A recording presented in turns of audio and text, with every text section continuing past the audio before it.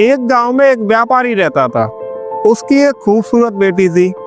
एक बार उस व्यापारी पर बहुत कर्जा हो गया और जिस आदमी से उसने कर्जा लिया था वो उसी गांव का था और बहुत ही घटिया आदमी था। व्यापारी उस आदमी का कर्ज नहीं चुका पा रहा था, तो उस आदमी ने सारे गांव वालों को जमा किया और व्यापारी के घर के पास जाकर व्यापारी से कहा, अगर तुम मेरा कर्जा नहीं दे पा रहे हो तो अपनी बेटी की शादी मुझसे करा दो। यह सुनने के बाद भी व्यापारी चुप रहा, क्योंकि वो मजबूर था और ये सारी बातें घर में बैठी उस व्यापारी की बेटी सुन रही थी।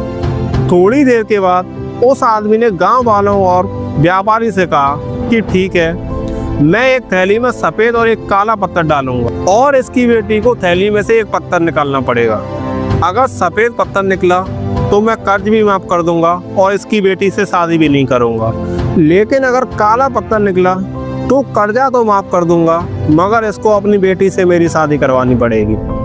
व्यापारी की लड़की इस बात के लिए राजी हो गई और सारे गांव वाले भी।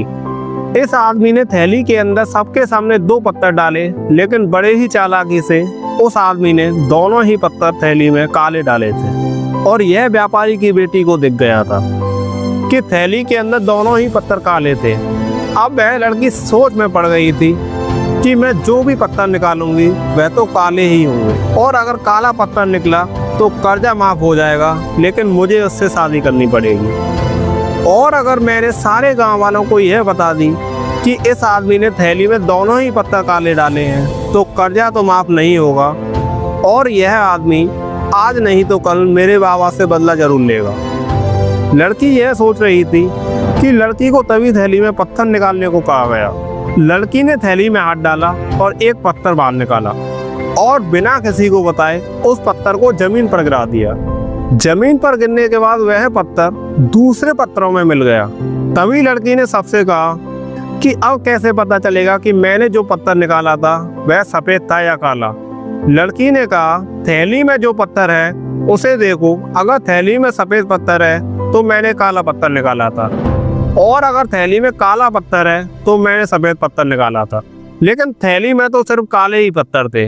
और सभी गांव वालों ने यह समझ लिया कि लड़की ने जो पत्थर निकाला था वह सफ़ेद था, इसलिए व्यापारी का कर्जा भी माफ़ हो गया और उसकी बेटी को उस आदमी से शादी भी नहीं करनी पड़ी।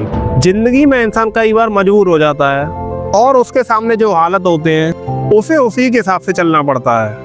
मोरल ऑफ द स्टोरी, मजबूरी में भी दिमाग का इस्तेमाल जरूरी है। ज्यादा सीधा बनना कमजोरी बन जाता है। गालियां देना भी समाधान नहीं। समुंदर बनो, खामोश रहो, लेकिन गहराई में समझ और ज्ञान रखो।